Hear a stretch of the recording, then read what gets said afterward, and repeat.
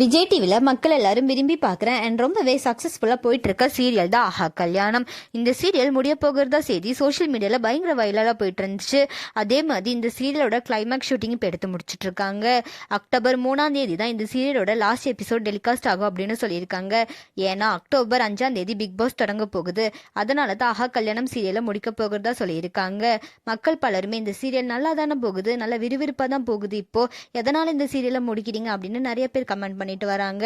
And அது மட்டும் இல்லாம ஆஹா கல்யாணம் சீரியல் முடிக்கிறதுக்கு பதிலாக டைமை மாத்தினா போதுமா இருந்துச்சு, எதனால் இப்படி பண்றீங்க அப்படின்னு எல்லாம் சொல்லி கமெண்ட் பண்ணிட்டு வராங்க. அண்ட் அது மட்டும் இல்லாம இந்த சீரியல்ல மகாக்கு பேபி ஷவர் ஃபங்க்ஷன் வச்சு குழந்தை பிறக்கிற மாதிரி தான் என் பண்ணியிருக்காங்க.